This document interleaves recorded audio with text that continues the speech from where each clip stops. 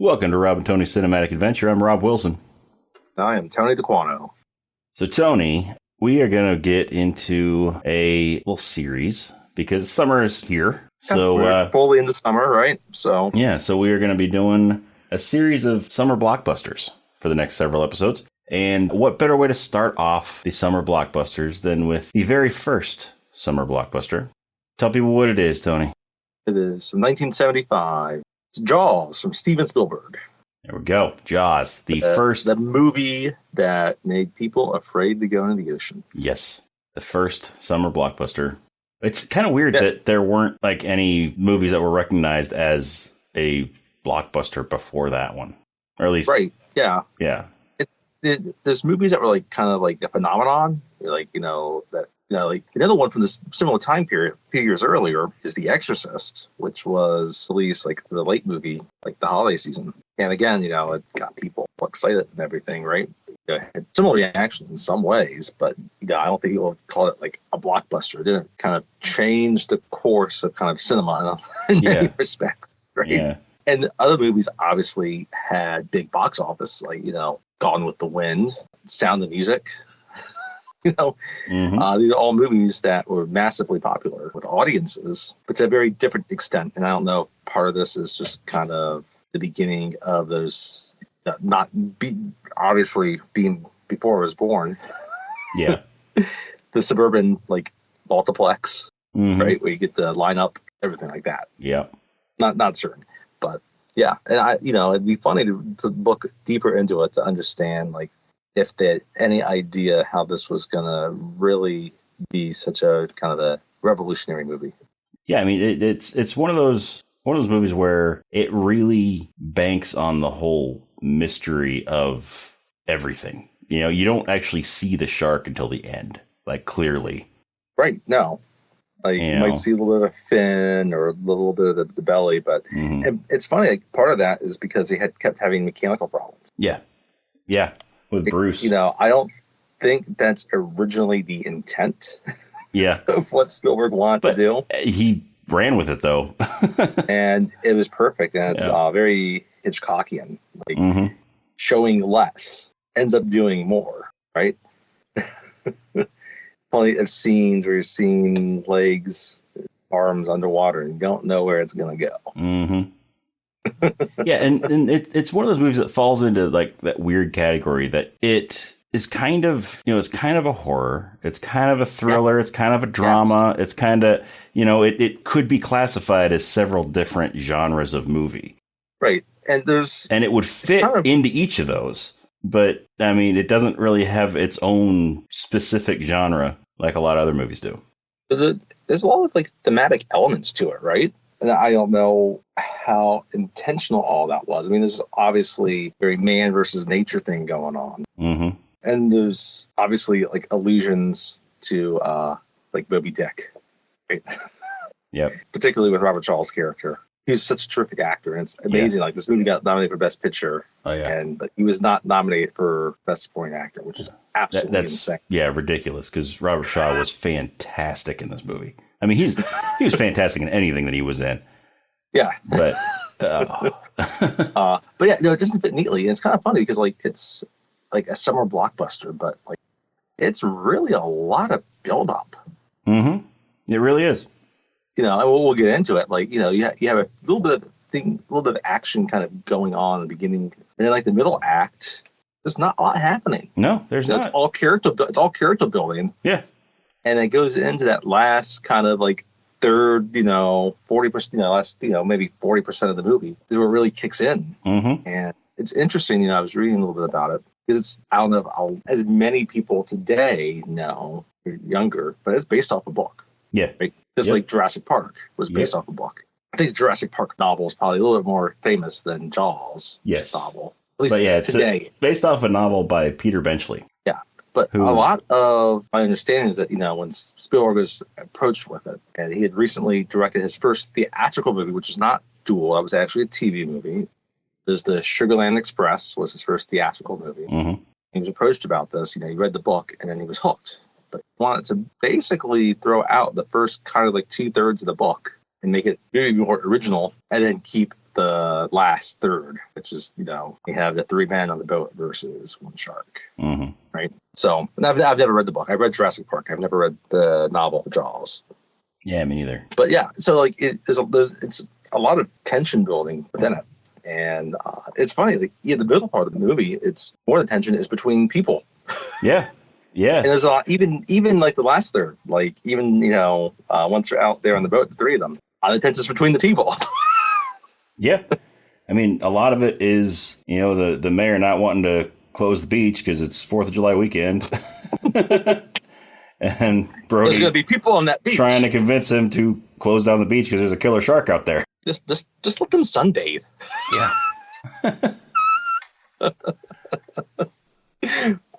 Fly some kites. They filmed it at Martha's Vineyard, by the way.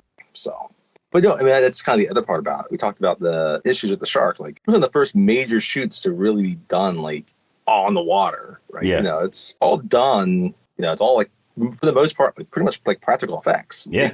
Yeah. I mean, they built a shark and all that. They built a mechanical shark that they named Bruce, and it kept breaking down. Which, incidentally, if anyone's familiar with Finding Nemo, there is a great white shark character in the movie. Named Bruce. His name is Brucey. Mm-hmm. But yeah, so it's like you said, like people were afraid to go in the water. Like, yeah, and it's partially a horror. It's definitely like a bit of a horror movie. Yeah, and it also spawned a lot of people poaching sharks. Yeah, after this movie, they'd see a shark, they freak out, and they kill it. I think they tried to kind of mitigate that, but of course, you need to build the tension in the movie. That it's. Mm-hmm. It's funny looking back at it too, because like I like the scene. It's like in the middle of the movie, like one of the first arcade games. Mm-hmm. They're trying to hunt a shark. Yep. It's kind of funny. It's like one of those little minor things that actually, I don't know, it doesn't really date it, but like you look at it like, oh yeah. Yep. It's like it's a timeless movie. Obviously, cars and dress and everything like that. Yeah, but no, it works well as a drama, right? Mm-hmm. Like you do get invested in the characters, and you have kind of this tension of generations. Also this tension between like working class and educated class and business class. There's a lot going on, and it's kind of funny. Like I'm looking at the poster right now, and we did Tremors not long ago, and you can tell like the Tremors poster was modeled off after exactly. This poster. Yeah, I mean, how many movies have copied this poster? Piranha is like it too. And like Tremors in a lot of ways, like even like its plot structure in a lot of ways, almost identical. Like you get some people that get picked off early on. Yep. And then you kind of have some tension a little bit, and then you move on to the climax. Yeah. So, yeah. But you don't have Kevin Bacon in Jaws. No. And Fred Ward.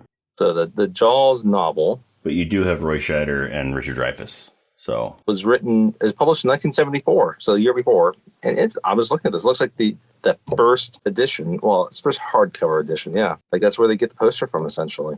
Oh, it's from the hardcover edition. Yeah, nice. But it's a black background. There's no like waterscape to it. Okay. But you have the person swimming. It says black, and then you got a shark, and there's no mouth open. Yeah. Okay. It's interesting. Huh. This movie just took that and ran with it, and it's like iconic. Yeah. Was it Universal? Yeah, man. Universal, man.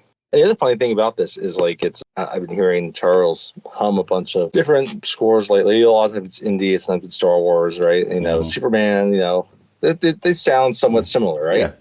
This is John Williams. Yes, it is. But it's very different. It's very different than the rest of them, yeah. But of course, it's a very different movie. I mean, this was also before all those others. Yes. It's a very different movie. Like, it's supposed to be more ominous, right? Yeah. I mean, there is parts within there's sections within those movies where his score is also ominous. But everybody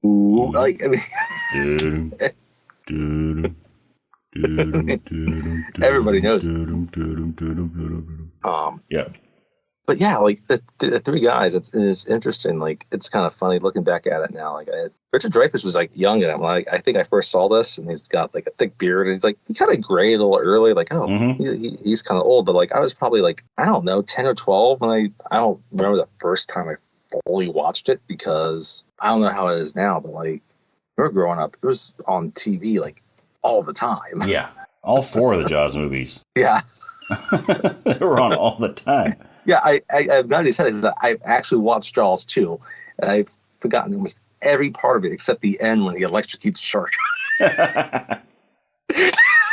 Yeah, I think of the 4 movies, the one that I've seen the most, or at least, well, I mean, the one I've seen the most is the first one, but by a slim margin. The one I've seen the most, in pieces of, not sitting down and watching it from start to finish, is Jaws 3 at the water park, or the aquarium. I don't think I've ever seen it, so.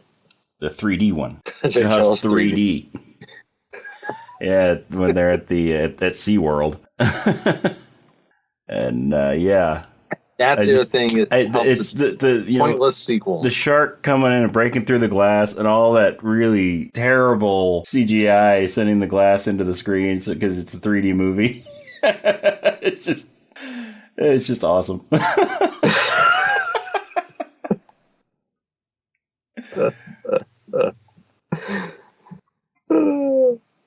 What is that? That must have been like 1982 or 1983. Mm-hmm. But yeah, the first Jaws, I've really only seen it all the way through, I think twice, like from start to finish. Okay. Then, catching it on TV, getting bits and pieces of it and piecing it together, Oh, it's funny. So I have it on DVD. I was looking at my copy of it, and it was like the 30th anniversary edition. Mm-hmm. I'm like, oh my goodness, I'm old. We're buying all these at the time. I need to get these classics. Yep. It's a classic. It's almost 30 years old, and now next year it's going to be 50 years old. Yep. Yep. Oh. So like, I don't think I've seen it. There's been a few times where I'll try to watch it like on the 4th of July because it's over the 4th. Takes right? place over the 4th, yeah. Like another good 4th of July movie, like the next one we're going to do. Mm-hmm. We'll get into that later. Yep. So, yeah, and I think, I probably had, I don't know. I don't remember if it was like renting a copy of it or, it's probably when at some point, I rented a copy of it and watched it on the DVD. I've probably seen it since buying that copy 4 or 5 times all the way through.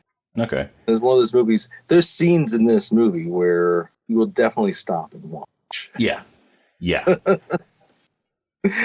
Now, I don't own it. It's been on my list of movies I need to pick up for years. Like, pretty much ever since that 30th anniversary when the UF came out.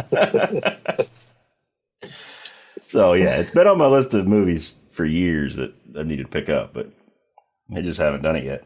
So I streamed it. But anyway, I didn't actually see this movie until high school, like all the way through. Okay. It's funny looking back at this. Like, I remember at some point, I must have been in high school, I was talking to my mom about the movie, and she remembers that it was in theater for like a year at Tyson's Corner Mall.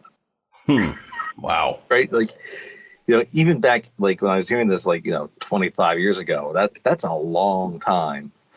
Mm-hmm. To be in a theater. Like, if you spent even like back 25 years ago 6 months at the theater, that was really good. Today, like, it's so different to think about. I was looking at this, like, it was like it went over budget, but then it like recouped its costs within like 2 weeks of being released. Mm-hmm. So it's funny. Like, I'm trying to think about like Richard Dreyfuss.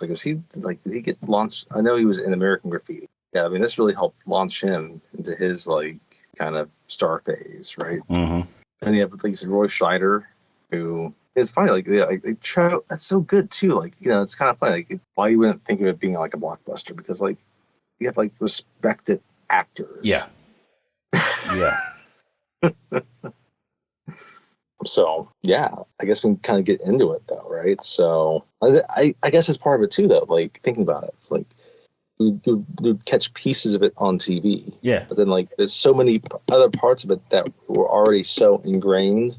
Just from society, It's just, I mean, you by the time you see any of it, you feel like you've already watched it because you've heard about every aspect of it just from being around people. And it's not like it's a movie that has massive spoilers in it, right? Yeah. There's a shark, it eats people. And And like you could kind of know a lot of those beats, but then you go watch it and you're still like engrossed by it. And it's like one of those movies, like, you know, if like, you know, and they probably will do it next year for the 50th anniversary. Probably. We're like, oh yeah, like the Fathom events. Like, all right, yeah, they're probably going to re-release it. I'll do it because like to see that on the big screen, yeah, like polished up. Oh yeah, that'd be worth it. yeah, it would. It would be. But yeah, like, you know, I kind of wonder, like, you know, when people first saw this, like, okay, like, it had a decent opening weekend. Like, you know, I don't know if they just, maybe people knew the novel. I don't know all that backstory. We don't need to get into it. But, like, I'm sure, you know, obviously the word of mouth grew pretty quickly on this. Yeah, because, I mean, it was still early in Spielberg's career. Yeah, no one knew him. So it's not like, you know, nowadays when he comes out with a new movie and he's already established this reputation about great movies and everybody wants to see the next Spielberg movie. Richard Dreyfuss wasn't bankable, and I mean, like, again, like Robert Shaw and Roy Scheider, like yeah, people knew them, but it's not like they thought about them as must-see actors in the movie. Yeah, and Shaw, even himself, was like, he's a Shakespeare guy. Like, he was Man for All Seasons and The Sting, and a few other things, but I mean, he was in From Russia with Love. Yeah, Bond movie.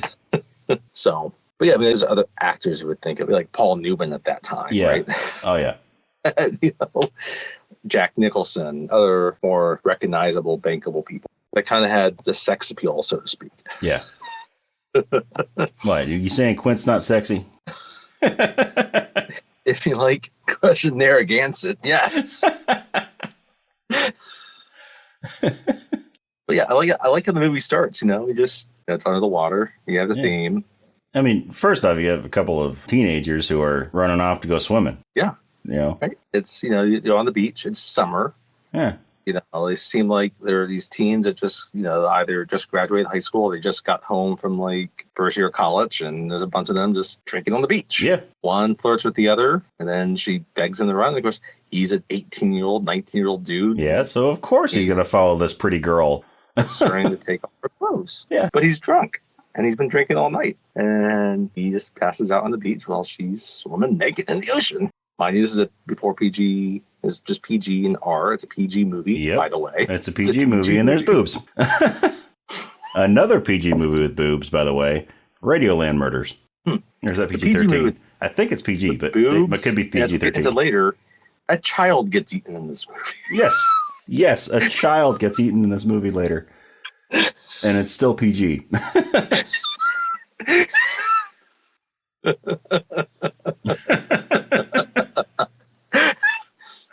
We'll get into that, but I've always applauded this movie for having the balls for making a child get eaten. Yes. Not long after this, like, no, you don't. The kids rarely die in movies. Mm-hmm. At least not. Anyway, at least not in movies like this, you know. Yeah. But yeah, it's just he falls asleep on the beach, and she's still out there. Yeah, and she's out there skinny dipping, and you know what? He's asleep. I'm just gonna enjoy. Yeah, swims out by a buoy. Swim. And then all of a sudden, she gets grabbed by something. You see something coming through the water. You see her feet underwater. Right. She's like kind of shocked at first, right? You know, and then the panic sets in. Mm-hmm. And then I always like this. It's like then she just starts getting dragged across the water. You know? Like her head's still above the water. And she's just moving back and forth. It's like if you're like got a video game and you have an old like joystick. Yep. Just going left just and a right. Shark. And you're just doing the joystick back and forth while you're eating the victim. And she finally gets back to the buoy and she thinks she's safe, which I don't get at this point, because at this point half her lower extremities should be clean off. But then she finally gets kind of dragged down. I mean, that's the thing with this movie. I think the reason why it stayed PG and didn't jump to R is because there's really not a lot of blood in it. There's not. There's you some see the blood when the kid gets eaten. Yeah, there's some blood at times, but there's really not a whole lot of blood in this movie. No, there's not. There's minimal language. There is some language, but no. But there's boobs and a kid getting eaten. A dog gets eaten too. Yes. You don't see the dog eaten. That happens off screen. Yeah. you just see his stick. Mm-hmm. And his owner like, where is he? Wasn't big enough of a dog. It was a Great Dane, and then the kid probably doesn't get eaten. Yeah. Anyway. But then but you don't see any of the shark in this scene at all, right? You see the camera's underwater for parts of it from the shark's point of view, but you don't see the shark itself. That's it. It's brilliant. And obviously, it's not I guess not thinking of it as some type of supernatural horror thing. Obviously, it's a shark, but anyway, it's well done. So, it plays up that fear, especially because it's you can kind of see it's starting to get a little bit light out. It's getting towards dawn. Yeah. The point you are vulnerable, and you gotta think, you never really kind of what's hiding or what's hidden somewhere. So, but so then after that she gets dragged down. He goes back to the dude. He's just sleeping on the beach. Yeah, he's passed out on the beach, and the next day they notice the girl never came home. Yeah. So we get into the scene now where we get really introduced to the main character with Chief Brody. Mm-hmm. And he's waking up in his house. Again, takes place on an island, Amity Island. Yes, right? Amity Island. Yeah, Brody is the chief of police for the Amity Police Department. He comes from the city, and he doesn't like water. As he explains later, he doesn't like water, yet he moved to an island. But as he explains, it's only an island if you look at it from the water. Yes, that is true. That is true. You could live on it, but it depends on the size of the island, right? Australia, Madagascar, mm-hmm. Ireland, United Kingdom. These are large islands. Yes. I mean, you could argue that, every continent is technically an island. Oh, no, technically, every island is a continent, yes. Now, obviously, the America continent is a lot larger. I guess now it's actually is separated because there's the Panama Canal, mm-hmm. which would separate the continents. Yes, it would. But mm-hmm. Cuba's an island. Just like the Suez Canal separates Africa from Asia. Yeah, so... But, and you meet his wife there, and she's played by Lorraine Gray. Roy Scheider portrays Chief Brody. He's enjoying this early summer morning. Yeah. Right? Yeah. It's his first summer as chief here on the island. Yes. He's a city cop, so he's used to more danger. Yeah, he's used to actual crime. Yeah.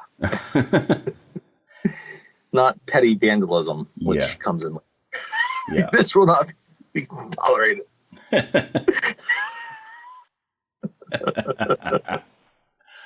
Yeah. Anyway, but at the same time, beach community does need a police chief because there's a lot of people that come in, and there's a certain order that has to happen, right? Yeah, especially since it's a very popular beach, especially during the summer and over 4th of July weekend, which 4th of July, the movie takes place over 4th of July weekend. There's obviously things that happen, so. Anyway, so they get a call, and he gets down to the beach, and he's talking to this young guy now about what happened. Mm-hmm. The young guy, he says he's from the island, and I guess he did say he goes to college, he's home for the summer, and walking along, and then the deputy just whistles, right? And they run, right? And then you see the deputy, and he's kind of horrified by what he sees. Mm-hmm. Basically just have this hand, his crabs crawling all over. Yeah. Again, it's not super gory. No, it's not super gory, but yeah, I mean, it gets the point across. They end up finding the remains of the girl. How few remains there are. Yeah. So now he has to think okay, well, we got to do something about this because the medical examiner at first says it's a shark attack. Yeah. He's thinking, and he's trying to protect the people. And apparently the shark doesn't like to finish its meals. No, it doesn't. Unless you're a 10-year-old boy. Yeah. Definitely. I mean, a 10-year-old boy is usually smaller than, a teenage girl. Yes. And a college-age girl. Usually. But there is, mm-hmm. It's true. You also see cars, apparently. So. Yeah. At least license plates. That's a different shark. Yeah. Yeah, that one's a mako, or a tiger shark. Tiger shark. Yeah, that one's a tiger shark. A what? We'll get to that. But no, the main shark in this movie is a great white. Great white, yeah. So he wants to close the beaches. He's going to the hardware store, and he's getting post and board and paint so he can just put this all over the beaches. This is the island, mm-hmm. right? So there's plenty of beach space. The beaches are closed, but the mayor, Mr. Larry Vaughn, he's worried about his re-election chances. Yep, and if he closes the beach on their busiest weekend of the year, 4th of July weekend, then he doesn't think he's going to get reelected.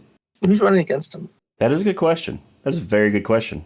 What did I always kind of wonder, what did he do prior to being mayor? Like, was he a local businessman? Was he operating like Chamber of Commerce?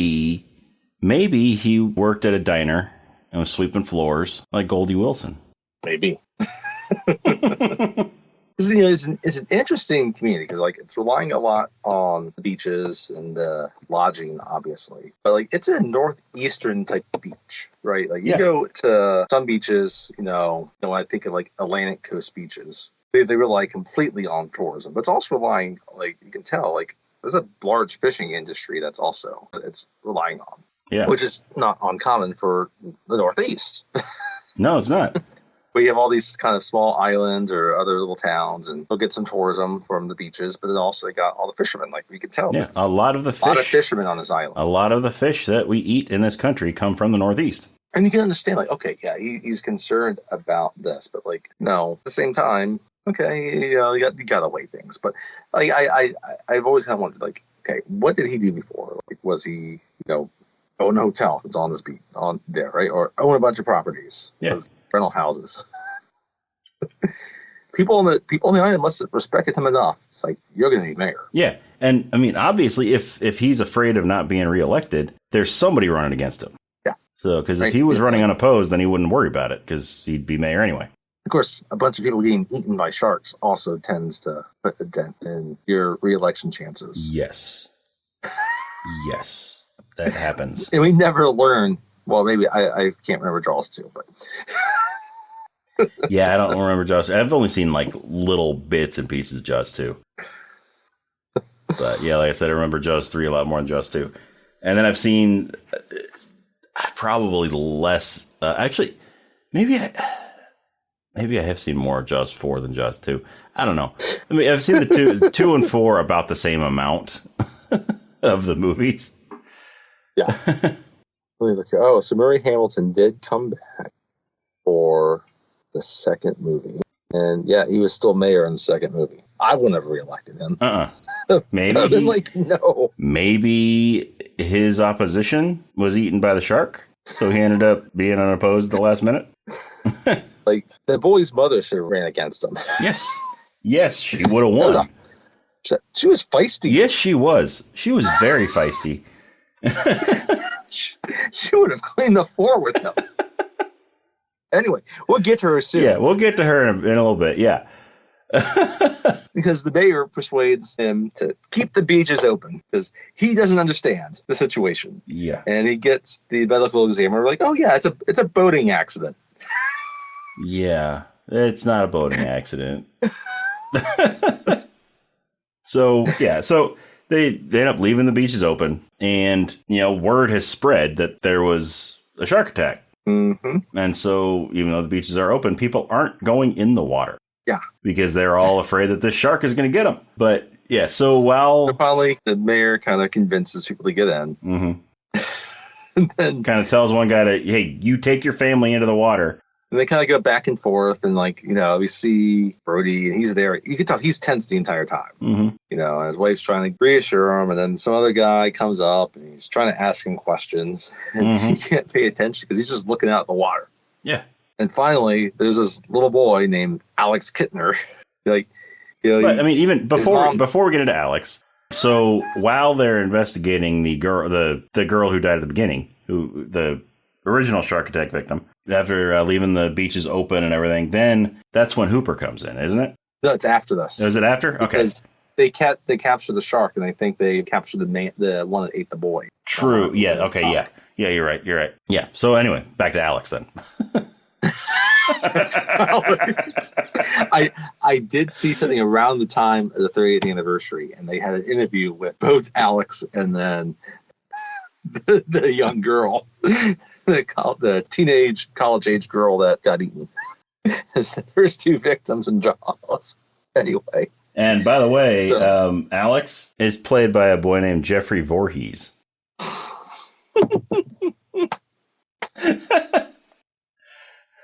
So, and only a few years later, there would be a movie that takes place at a summer camp with a character named Jason Voorhees.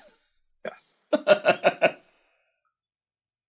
he's got a yellow raft, and he comes off the beach, out of the water, out to the beach, and his mom's there. She looks really old to be his mom.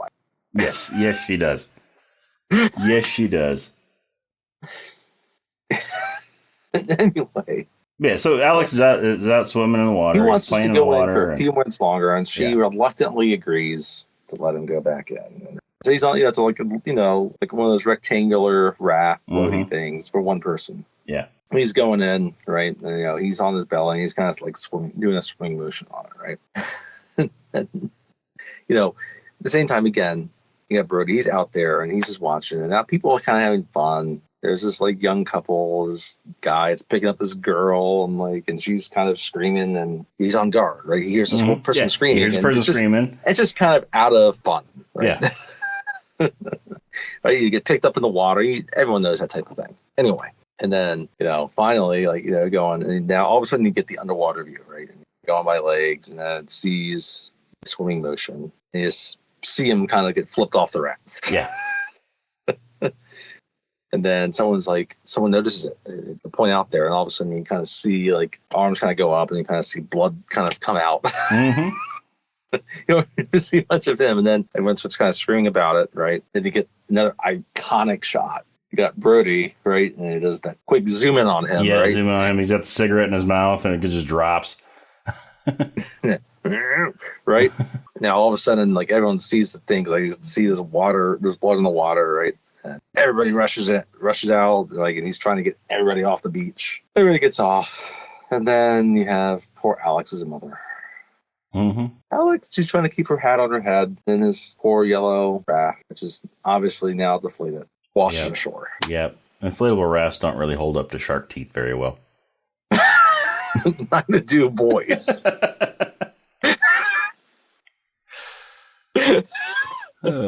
that was like a town hall meeting, right? Yeah. And they're trying to figure out, she puts up a reward for someone that can capture the shark.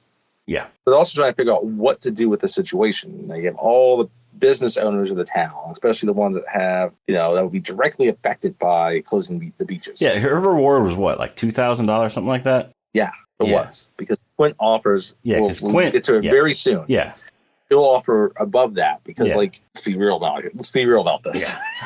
Yeah. Yeah, she offers like $2,000 to whoever can kill the shark. I get it. She's ate her son. This poor woman that looks like she's probably a single mom or a widow. Yeah. So she has limited means. I get it. The town can definitely afford to do more. Mm-hmm. Yes, the town can definitely afford to do more. But you have everybody there. They got hotel owners, restaurant owners, other shops that just they want to know what's going to happen. And finally one of the ladies are you to close the beaches? And Brody's like, yes. And then the mayor has to step in because everyone's upset. It's for 24 hours. Yeah. So they can try to capture the shark, essentially. Yeah, right. Pretty much. And then, everybody's screaming and hollering is when you get the nails on the chalkboard, right? Mm-hmm. And the camera pans over, and it's Robert Shaw. Robert Shaw's Quint. Yeah, I love it. Oh my! I love how he speaks in this. This is a fantastic intro for a character. It is. It is. It is an underrated intro to a character. It really is great. And everything about this is just from the screeching on the chalkboard and just the design, his character design, the costume on him. Yeah. And all of his choices and how he speaks and his mannerisms and then just the dialogue. Yeah. And he's blunt about it. It's going to cost a lot more to do this. Yeah. So he tells them that he'll kill the shark for $10,000. He can guarantee that he will kill the shark for $10,000. And he'll have the beaches back open for them. Mm-hmm. Their businesses, which he doesn't care. He doesn't care about it. From his intro, the way that he carries himself, his demeanor, his speech patterns, you can tell that everybody believes him that he can do it. Believe that he can do it. They know him. He's a local. They know his name and okay, yeah, he's kind of that eccentric, kind of solitary fisherman. Yeah. Is rough and sort of whatever, and we get his backstory later, and it's terrific. And yes, it is. It is a fantastic backstory. It's and but we'll get to that. It drives into okay, you understand why he's it's not just the money that he's driven by. Yeah. I mean, like $10,000 is a lot of money. It is, especially in 1975. Especially in 1975. So, but of course, other people want the bounty also. Yeah. Right. But the funny thing is, like, it's interesting is when you look at the other people kind of cut into that, right? You can kind of tell, like, oh yeah, they're overmatched. Yeah. Yeah. They're more, again, as opposed to Quint, who is charging what's probably an acceptable fee in terms of for what the job that needs to be his own done boat, is, doing himself and doing it with his expertise with the proper equipment, right? The other people are just kind of winging it. He's not just somebody in their regular old fishing boat going out and trying to catch a great white. So you're out there on the docks, and Brody is trying to tell people that they're overloading certain boats, and like he can tell that like people are going to get hurt by doing this, right? And then that's when Hooper comes in. Yeah, that's when Hooper comes in. Right? He finds Brody there, and he comes off, and like he's just kind of asking around. He wants some help and all these things. And yeah, first, and first, he's because he's looking for Brody. Yeah, right? He's looking for Brody. He finds Brody, but he doesn't recognize him as the chief. So he asks him, right. Do you know Chief Brody? Him to help him tell his people not to overload the boat. Yeah. It's funny, like they laugh at him, and he just laughs back. It's like, it's gonna be shark food. So, and eventually they meet up again in kind of all the frenzy, and then like, oh yeah, he's like, I'm looking for Brody. Like, oh, I'm Brody, right? Yeah. So, and then it's like, and then the first thing he wants to do is like see the remains of the girl. Yeah. And he takes one look at the remains, like, this is a shark. It's like there's a bite pattern here. Yeah, this was a shark. And like, he's asking because Brody, beaches. Yeah, because Hooper is a marine biologist. Yes, and he specializes in sharks. So he's like the foremost expert on sharks in the area.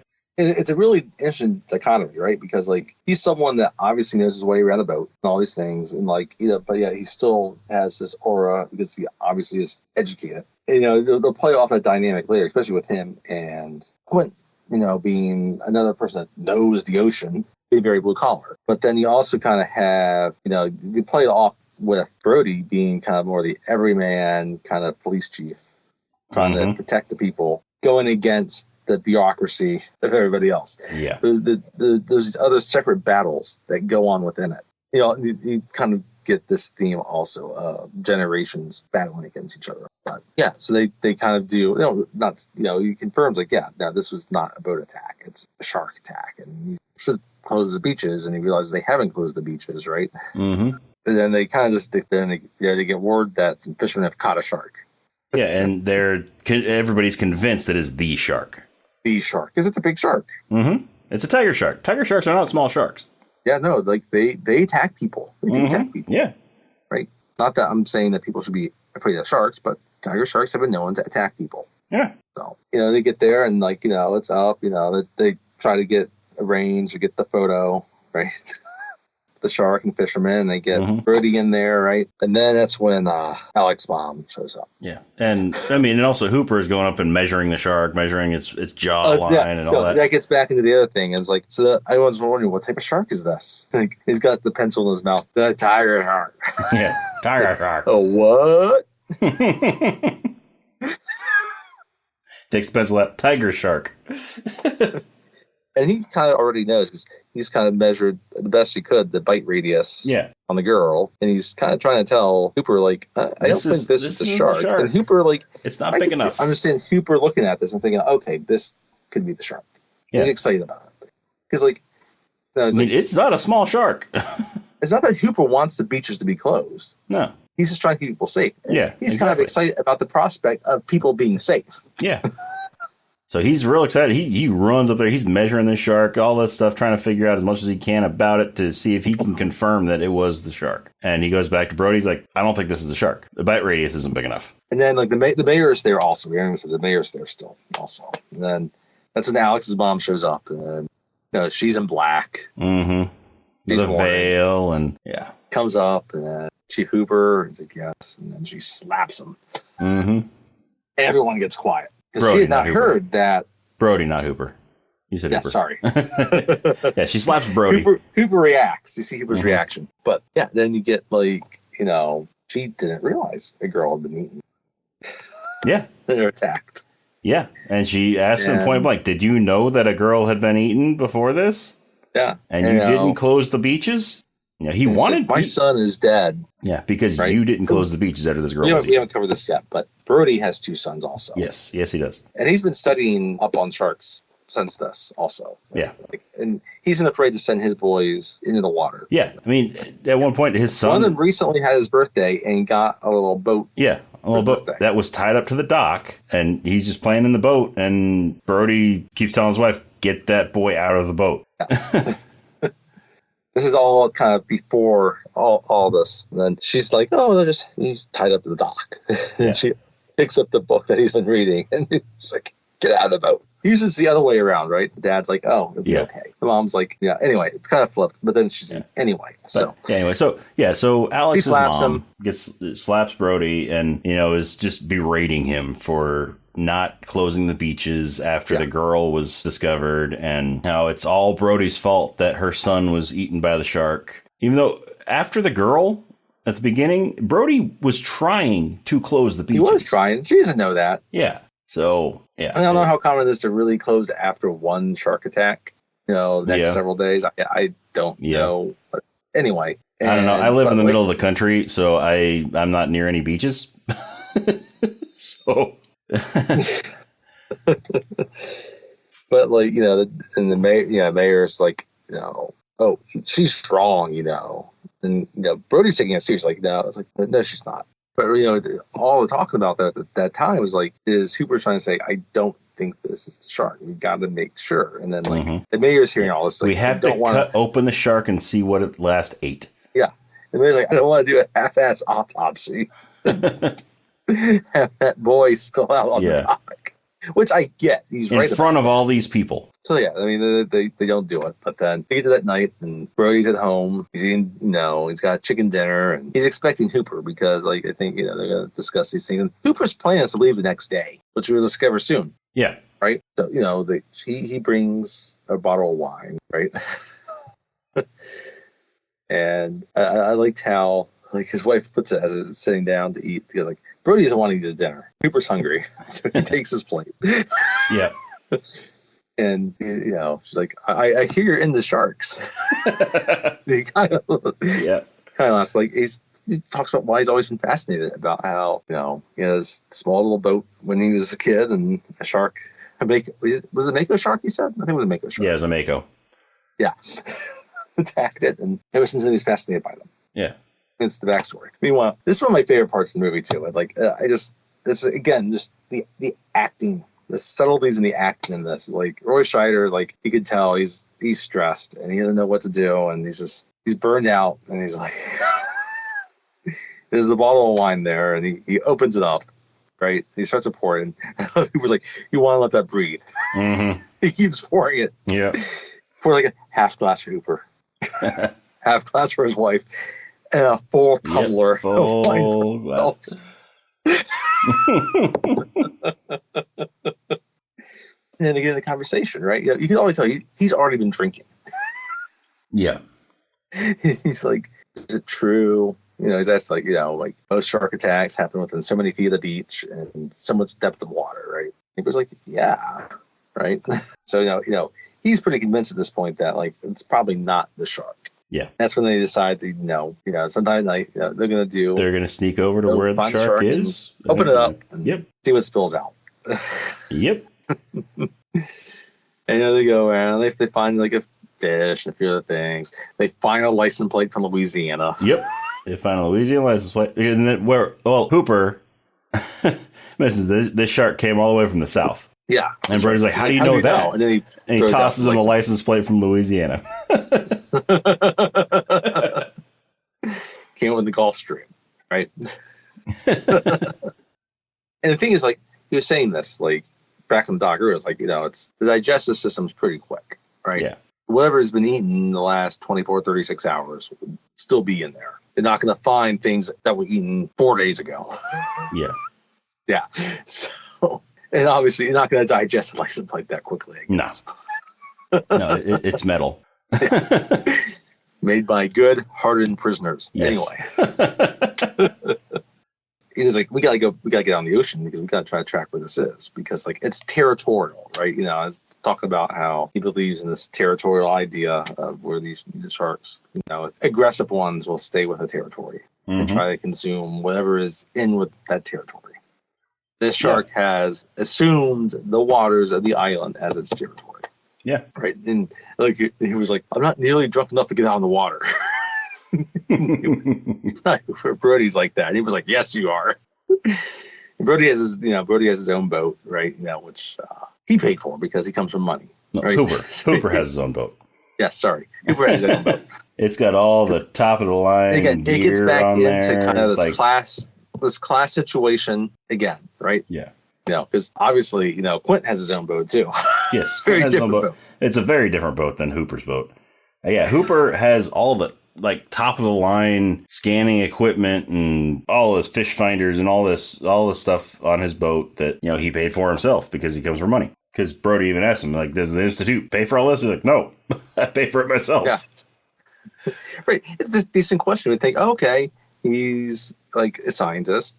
Maybe he has some grant that pays for all this. No. It comes from his own pocket. We forgot about the two men that want to use one of their wives' pot roast. Yes. Capture the shark as well. Yes. And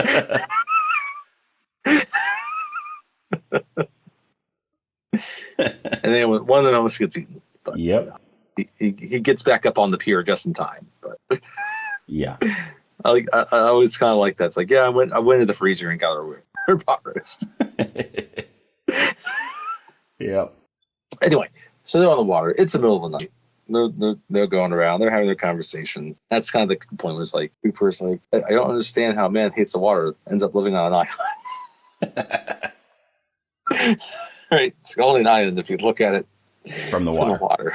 Yeah, like, that's an interesting perspective, right? They're going around. They're having a decent conversation, and then they come upon like a boat that's obviously been attacked. Yeah. This is just floating out there in the middle of the ocean. Well, not in the middle of the ocean, but, you know, not too far off. Yeah, it's offshore, but it's not like there. He was like, I got to get down there. I got to see what's there, right? You know, and he's got his diving equipment, right? Yeah. So, and I mean, his boat's got lights that shine down into the water, you know, so he can light the area where he's going to be swimming. And so he gets down there. He's dove down. He's going around. He's looking at the boat. Finds this really giant shark tooth.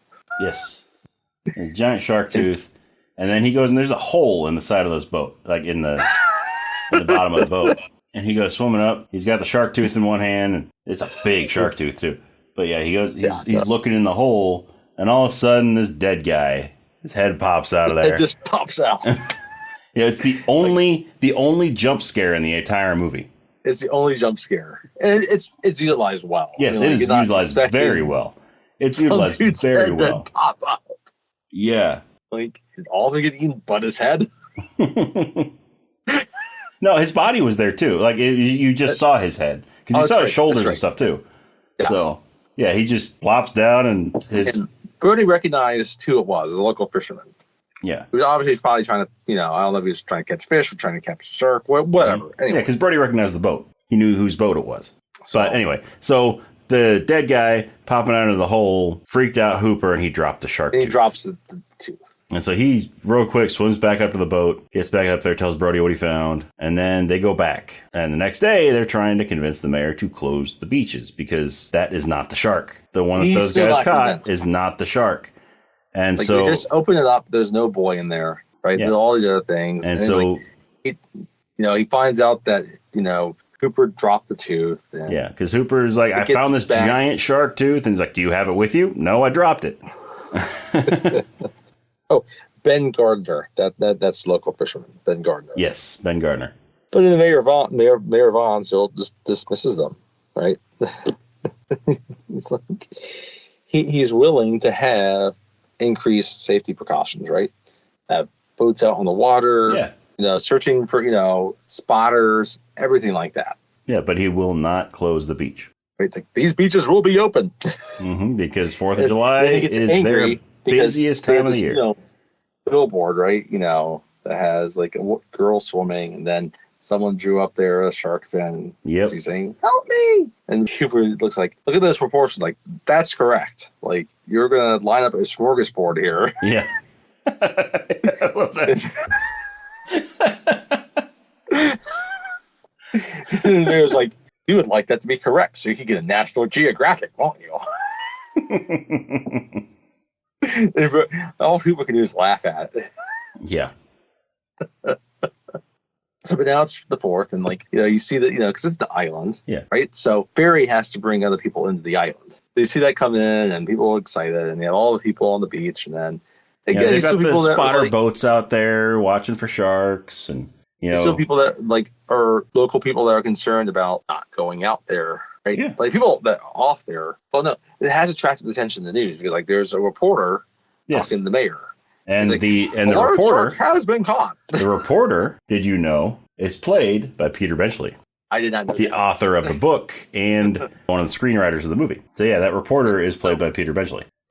Obviously attracted the attention outside of the island that people are being attacked on this. I mean, a college girl and a 10-year-old boy get eaten by a shark. Like, yeah, that's going to attract the attention of the news. Yeah. Anyway, it's like, no, a large predator has been caught, right? And he's like, our beaches are going to remain open. Mm-hmm. We're excited. Yeah. So Brody's son, Michael, he wants to take his boat out with his friends, and Brody won't let him go out in the water. No, he won't. And meanwhile, like Cooper is on one of the boats that's out, like watching, spotting things, and then Brody's on the beach. Like he's scanning the beach, he's walking along the beach, you know, and he's got his police uniform on, right? So he's kind of taking that end of things. And most people, you know, like they want to go into this lagoon with this little boat that they have, right? Well, first they want to go on the actual, like they want to go in the ocean first. That's right. And then his wife convinces him says to, no, and so they go to that little. Why don't you let them go to the lagoon? It's enclosed. It's hard for a shark to get in there. So Brody's like, okay, fine. So then he goes and tells Michael, take the boat over to the lagoon. Michael tries to argue with him, but he's like, many people are take getting it in over the water at this point, right? And finally, you know, again, it's a similar thing. Like they get people convinced to go out into the water, right? You know, you also, you know, you see a helicopter circling around. Right? You know, they're trying to spot as well up there. So you got the boats, you got the helicopter, you got beach spotters also, right? And you know, finally, these people are swimming, and like there's these two like kind of like women are kind of swimming near each other, and the fin shows up, right? Yeah. It's like shark, right? It's a similar situation earlier, like the whole Alex thing, right? Everybody starts freaking out, rushing in. That guy gets trampled. An old guy falls over and gets trampled. And finally, you know, we get more from like the boat's point of view, and like they kind of circle around where the fin was, right? They got guns drawn, and these two boys pop up. They got the prank. Yeah. Yeah. The other one was like, he made me do it. Yeah. And Cooper's like, it was a prank. It was just two boys, right? But then there's some other woman on the beach. She sees the little area from the main part of the ocean. It goes down to like lagoon. And then lagoon. And she sees like this dark object. Is like, she's like, shark, right? No one really hears it at first. Nope. And they're all kind of like on the like it's like shallow. It's a little lagoon, like it's shallow water. Getting back to what we talked about earlier, like shallow water, right? And finally, like you know, she starts screaming more and more, and like Brody finds like, oh, what's it now? And he starts running towards that area, right? And the other boys are on the little boat there, and then there's a guy like he's in a little kayak. Yeah, and like, gets flipped over, and he doesn't come up. What are you doing? And he gets flipped over, right? All of a sudden, all the boys see this happen, and and you see the blood burst up, and you get the underwater shot. You see his leg. Yeah, you see his leg falling down, just sinking down to the bottom of the bottom of the ocean. And you get, you know, his oldest boy there, Michael. He's scared, and then like the shark like brushes by him out towards the open ocean. Right? Yeah, because at this point the kids are off the boat. Yeah, they get knocked off the boat. Capsized too. Yeah. Yeah. Yeah, the kids' boat capsized, and they're all in the water. And so, Michael feels the shark brush up on his leg, and he goes into shock. Yeah. Right. Brody pulls him out, like, with the help of some other people. And then, like, he reassures his wife that, like, he's not dead. He's shocked. Not dead. He's just in shock. And he's to the hospital. Like, he's awake now. And, she speaks with him. And, they tell him, he's going to be kept overnight. And then Brody sees the mayor over there and pulls him aside. He's like, you're going to do the right thing here, essentially. Because the beaches, he acquiesces to it. He's like, and you could tell, like, he's like shaken by it. He's like, my kids were on that beach too. He realizes he messed up. It's like, and it's not just that they can close the beaches. He gets him to sign off on Quint's name. Yes, he's also like, you can close the beaches, and we're going to pay Quint what he wants. And so now get back. It's been a while since we've seen Quint. They're in his little loft. Mm-hmm. Somewhere there on the docks and the piers, and always kind of like how like Quint was like always like skeptical about Hooper. Yeah, like, he's his college boy, but he know about knots. Yep. It's funny. Like that's again what's good about it. It's like, okay, this you buy that tension. Yes, you do. Automatically, Absolutely. even though they haven't been on screen yet together. Absolutely. And it's because both actors sell it well, right? So Quint wants to make sure it's still like his rules because it's his boat. He's the captain. I get it, right? Mm-hmm.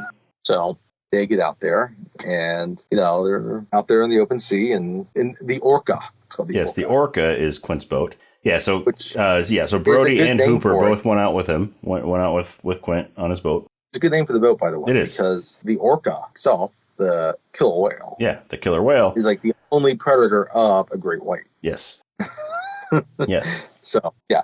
You look at Shamu or Free Willy and think, oh, yeah, nice. No. They're vicious animals. Such a cute whale. But no, yeah, they are vicious. You hear a whale and you think, okay. They're called killer whales for a reason.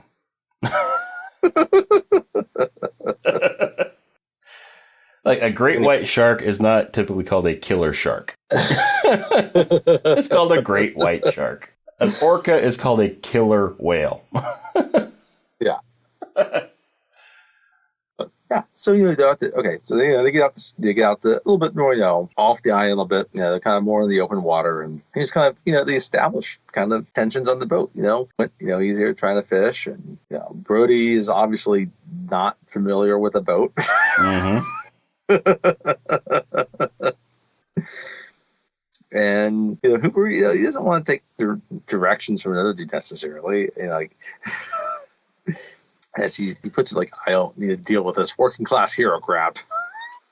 Yeah. And they're going along, and there's a point where Quint looks at some of the equipment that Hooper brings on board, right? Mm-hmm. He's got his tanks. He's got a shark tank that he can go down in the water if he needs to, right? Yeah, a shark cage. Yeah. He's got other, he's got darts there to sedate them. Mm-hmm.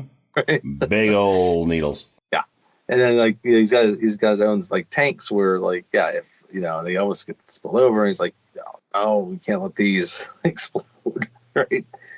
Which is where you get your foreshadowing then, right? So be careful with these tanks because they could explode. So eventually there's a line that Quint catches, and Cooper's pretty convinced, that's not a shark. Like, what are we doing here? Just let it go. But Quint's he's determined, and then. And at the front of the boat, there's these 5 drums, these 5 barrels. And Quint's explaining that, those, they keep a shark from submerging too far. Yeah. Flotation barrel. Yeah. So, and they can know where shoot a harpoon into the shark, and it's dragging this barrel behind. And he usually doesn't have to, he's never really had to use more than 2 barrels on a shark before. Yes. You can tell, he's an expert shark hunter. Yeah. So. Yeah, no, he knows what he's doing, right? So eventually, right? So now finally, he got back at the back of the boat, and Brody has all this chum, right? He's just tossing in the water, right? Because you got to attract the shark, right? Yeah.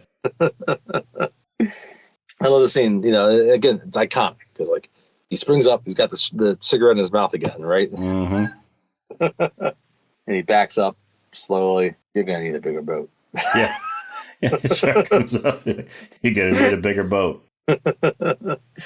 Classic line. Yeah. Now everyone knows, okay, right? So they have the tension's on now, right? And they're finally able to fire a little harpoon in the shark and get the barrel, right? And the whole time, Hooper and Quint, they're doing their business, and Brody's like, we're gonna need a bigger boat, right? We're gonna need a bigger boat. Mm-hmm. we can't do it with this boat. Yeah. They do it right, and he's trying to go, to going back and forth between front and the back, and finally, you look at the harpoon in and get the barrel, right? Because Quint's standing at the front of the boat, right? Afterwards, he's standing there with his gun, with his harpoon gun, kind of like proud of himself, like, okay, we're just going to wait now. We're going to do this, right? We're going to capture the shark. But it disappears, right? So now we're into nightfall, and this is where it gets great. Yeah. They're all inside the boat, and they're drinking and they're talking, and and Quint and Hooper start comparing scars. And it's funny, like all of a sudden, like they get this newfound respect for each other. Yeah. And there's still times like where they like get at odds, or like, you know what, they still respect each other. Like they're gonna get at odds because like it's a tense situation. Mm-hmm. But now they respect each other. Yeah. I love the final one. Like, one of the scars was from arm wrestling. Yeah. You expect to be something else, like no. Anyway, and finally, I like where like Hooper's like right here. He points to his chest. Mm-hmm. He's like, I forget the name. He's like 7th grade. She broke my heart. Yeah, she broke my heart. Everyone has a laugh. Meanwhile, they're drunk at this point. Yeah, they're drunk. And finally, Brother Brody looks at something on Quint's forearm. Yeah, he's like, see something on his arm. He's like, what's that scar? Oh, there's a tattoo removal. USS Indianapolis. And then all of a sudden, like, Hooper's demeanor changes on this. Yeah. And it doesn't mean anything to Brody. It's like, but the USS Indianapolis was a real ship. Yes. In real life. Like, Hooper's like, you were on the Indianapolis? And kind of like, yeah. Like, he tells like it's something he really wants to talk about, but ends up talking about it, right? And for those that don't know, it was a battleship. Submarine. It was yeah. It was a battleship? I think it was a battleship. Yeah, battleship. Yeah, battleship that helped deliver the bomb, right? They got sunk by a torpedo in the Pacific. In the Pacific. Most of the people that were there that weren't drowned initially or killed by like the explosion were eaten by sharks. Ended up being eaten by sharks. And Quint, oh man, Robert Shaw, like he just delivers it perfectly. This story that he tells, it's heartbreaking. Oh yeah, no, and it's more heartbreaking later because like he survives this ordeal, right? And he just, the way he describes it and how people get kind of picked off, and then like talks about this buddy he knew, and like it's like the classic kind of like war story. Like he like this guy he knew really well that before being on this battleship he never knew in his life, and was like, oh yeah, this guy from Cleveland, this guy from there, whatever. But yeah, he saw him in the water, but then like he realized it was just his torso bobbing in the water. Mm-hmm. So, and he gives a whole thing about like how many of them survived, and like, but it's like the bomb got delivered or ended, and he's like, and I've never worn a life vest since, right? And it's kind of funny, like it puts this face because like you can kind of put an easy face on the glory. You can put an easy face on the war victory, right? No, but this puts it in perspective, like it's still hell. Yeah, it's like this is everything that people had to go through in order to win the war. Yeah, and he does it perfectly. So like it kind of ends, and then like all of a sudden you see barrel pump back up, mm-hmm. And then it starts basically it rams the boat. Well, before it rams the boat, they're all singing. That's right. Show me the way to go home. Right? I'm tired, I don't want to go to bed. It's so perfect. It's like oh my goodness, it's such a great scene. It's and it's funny because it's later in the movie.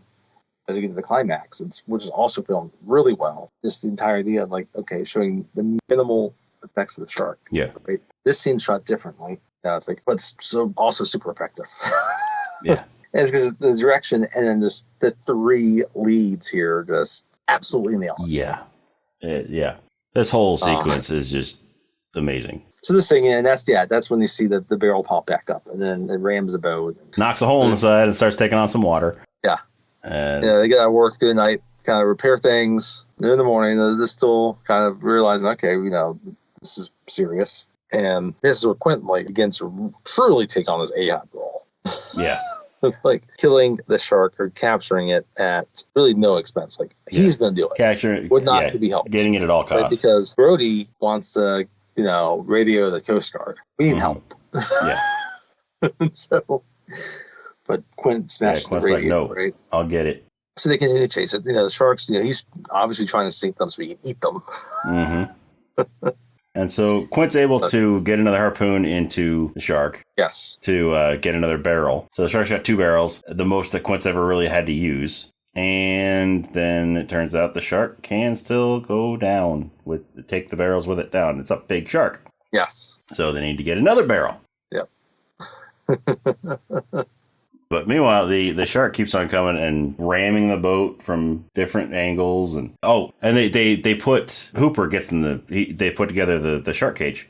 Well, he's not in it yet because like they really get another barrel into it, right? But like it breaks off the cleats. Yeah, that's right. So what was it? So they, it kind of drags the boat backwards, and so now the boat's taking on more water because of that, right? Kind of flooding the engine compartments further, right? Mm-hmm. But the idea is for Quint is to like, okay, let's turn this around. Let's try to get to shallow waters, right? Yeah, get closer to the shore. That's when Hooper's like, okay, as they're getting in, because the boat's taking on water, like now let's try a different approach. I can get into my cage, right? I can inject it with something and then kill it as kind of a last effort. Yeah, so they get the cage all put together.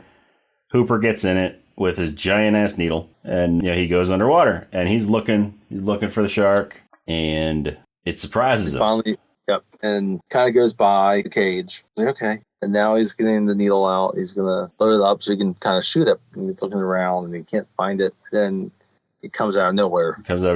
From behind him. Rams the cage, makes him drop the needle, and so the needle sinks down to the bottom of the ocean, and just like the guy's leg. To, like, ram the cage like a battering ram, right? Yeah, and it's tearing this cage up. This thing is committed. Mm-hmm. Yeah. So while Hooper's down in this cage getting attacked by the shark, the shark briefly leaves him alone so it can go and start messing with Quint and Brody. There's enough wake, you see him kind of swim down. Yeah. Right. And so he gets out of the cage. Kind of hides in some coral and some other things. And he's able to escape the cage so that the shark doesn't eat him while he's in there. And he kind of swims down and just hangs out under, with some coral and some rocks and whatnot to just try to stay out of the shark's way for a little bit. Yeah. And while he's down there. Enough of this. Yeah. Well, he's down there, then the shark goes up and starts messing with Quint and Brody. And so it's trying to attack the boat some more. And they're trying to fight it off. And it makes its way onto the boat. And they're both in, the little living compartment there, and they're trying to hang on, but Quint can't hang on. And he slides down into the shark's mouth. Now, this is where you really kind of fully see the shark for the first time. I guess you kind of see it when it jumps out of the water with the jump line. But like this, now it's truly exposed for a while. And like this is where you can kind of say, okay, yeah, this is definitely a mechanical shark. Yeah. So he's trying to hold on to Brody as he's sliding down, and he can't. He just slides straight into right into the shark's mouth. And so the shark starts chomping down, drags Quint back into the water. Yeah. You finally see that there's finally a scene where you see him and all of a sudden you hear the final little crunch and blood kind of gurgles up in his mouth. And meanwhile, this shark has torn this boat apart. Now it's about to sink. Yeah, it's like in pieces. It's starting to sink. And I always feel like this part, like Quint, he's trying to he always gets too obsessed by it. Right? Again, it's the whole Ahab thing. He kind of wanted him to survive because even though you don't like him a whole lot, but he kind of wanted him to survive after he tells the whole thing about the Indianapolis. Yeah. Only in the end to get eaten by a shark. Yep. Because he can't let it go. Yeah. And what we didn't mention is they brought an M1 Garand with them. They brought a rifle, a big ass rifle with them onto the boat. And so Brody's trying to stay out of the water, while the boat's sinking around him. He's able to get a tank into the scuba tank. Oxygen tanks, into the shark's mouth. So it's kind of just stuck there in the shark's jaw. And so shark keeps on coming back, trying to attack him. And Brody's kind of trying to climb up onto the highest point of the boat so he can stay out of the water. He's got the rifle with him. He's hanging on at this point, right? He's got his legs wrapped around the pole. Yep. And the shark's coming at him, and he's firing, keeps missing. And then finally, after about 4 or 5 shots, as it's really close, shoots, hits, and hits the tank, and the shark explodes. It's like Tremors, Yeah. It's like Tremors with the pipe bomb. But yeah, you just see this giant explosion in the water and just pieces of shark flying around. I'm sure there's probably some pieces of Quint flying around too. Yeah. He has been digested. I never thought about that. You got Robert Shaw raining down. You got some Quint on you. But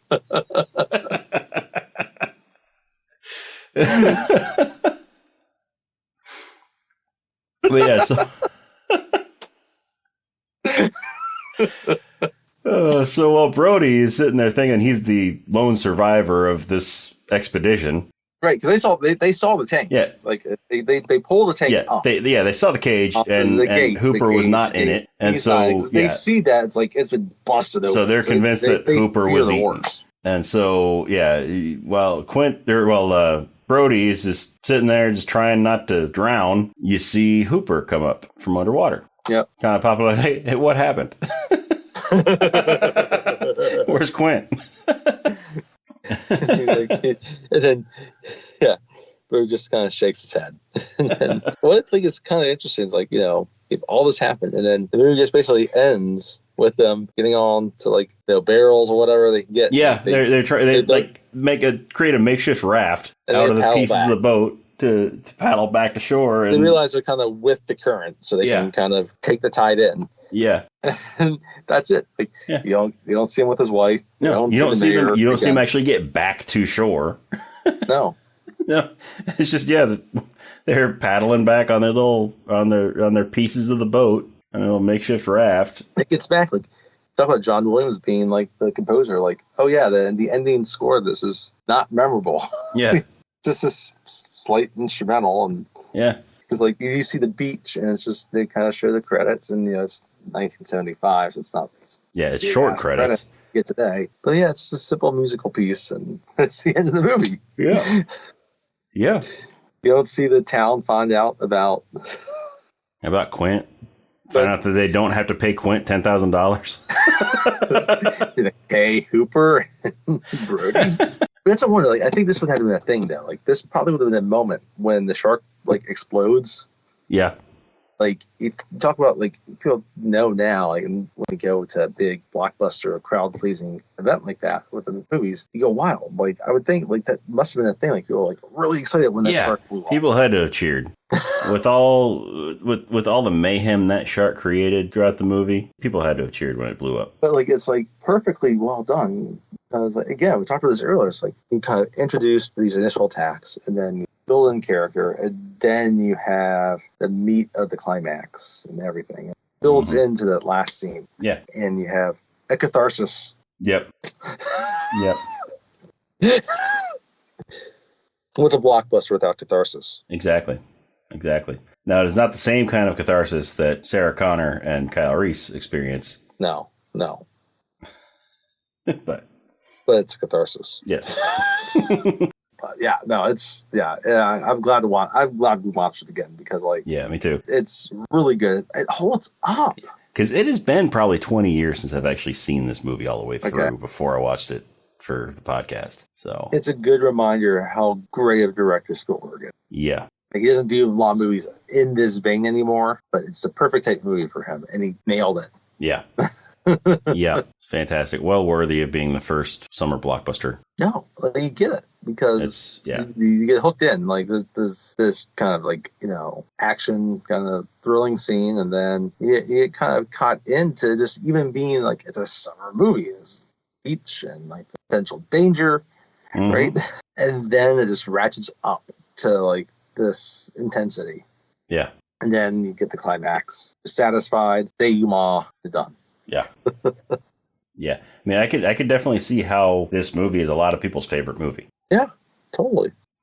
But watching it, there's a huge chunk of this movie where it's just character development. It's just, there's not a whole lot of action going on. There's not a whole lot of shark stuff happening. It's just people. Yeah, it's just people. But then, it's funny. It pays off because just watching it, I was just really impressed. All the scenes in the boat at the end, how tightly directed it was to really ratchet the tension. And a lot of that is also because like the actors work well together, and it's because the movie took the time to develop them. Yeah. And I mean, it's not a super long movie. I mean, it's over 2 hours. Yeah, but it's only like 2:05 or so. It's barely over 2 hours. Yeah. It doesn't waste its time doing what it's doing. Like, it earns every minute of its time. Mm-hmm. It's runtime, though. Yeah. Yeah. And then also, I mean, John Williams' score is, it's John Williams. So it's phenomenal. It's memorable. You know, who doesn't think of John Williams' Jaws music anytime they see or hear about a shark? Yeah. You know, it's true. But yeah, I mean, there's a reason why he is the greatest film composer of all time. What's funny is, like, I know we kind of talked about it before. Probably wasn't for this movie. Like, he may not have gone into kind of like so-called blockbusters. Yeah. Yeah. Because he'd already been nominated for like an Oscar before this. But let's see here. Although, you know what this movie is missing? What? A Wilhelm. Oh, yes. It is missing a Wilhelm scream. But that wouldn't be popularized again for a couple more years with Star Wars. No. You know, it was originally from like the 50s and then not used again until Star Wars in 77. Interestingly enough, yeah, like he'd done some movies. Like, funny enough, like he'd done like disaster type movies, like The Towering Inferno and Earthquake before this. And he actually worked with Spielberg on the Sugar Land Express. Is probably how he got it. But then, like, it's obviously this kind of catapulted him towards, like, okay, well, we're going to do Star Wars. We're going to do Superman. We're going to do Raiders. We're going to do all these things. And we're going to do Harry Potter. We're going to do... This will define you. Schindler's List. We're going to, like, John Williams has done the scores for so many movies. Absolutely.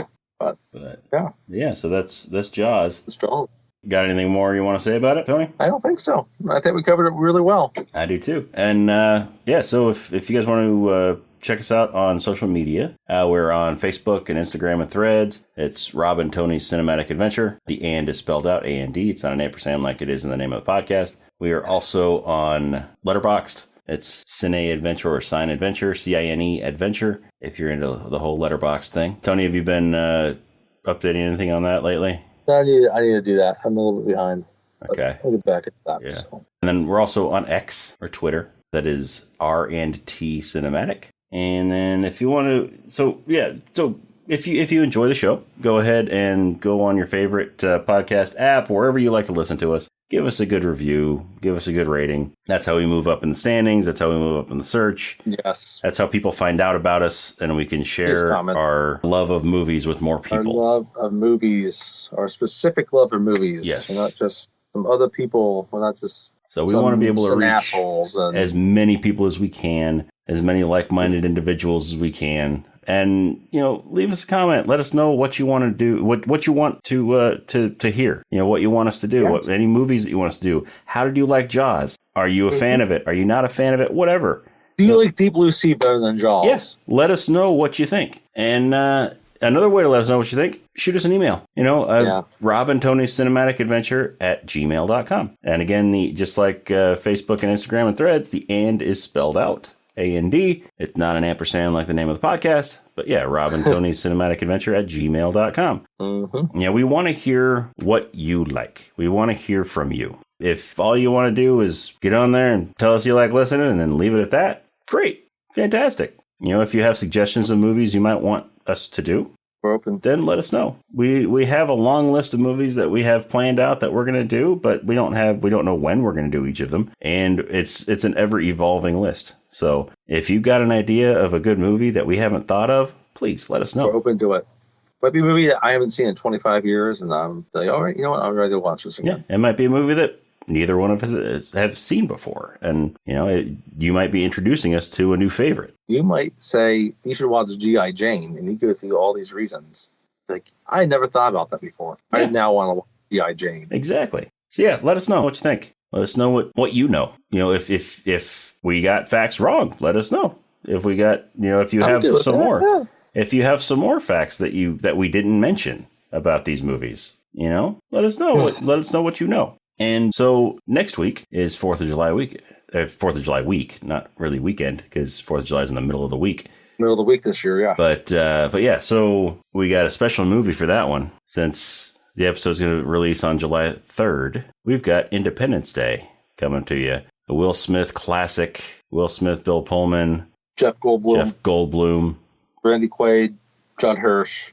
Yes. They're all in there. And there's even a guy that I like to call Mexikianu. But no, I can't wait to do this because it's such a summer blockbuster. I mean, that's what it exists to be. Yeah, it exists to be a summer blockbuster, which is probably why it's a good one that we do after Jaws, because Jaws does not need to exist as a summer blockbuster. Yeah. But Independence Day does. Yes. And Independence Day is the movie that cemented Will Smith as the king of the 4th of July weekend for several years. That is true. So, anyway, you got some time to watch it if you haven't seen it yet. If you have seen it, watch it again. It's a great movie. It is. It's fun. It's very enjoyable. But yeah, so join us next time for Independence Day. Or ID4, if you prefer to call it that. ID4, yes. Good night.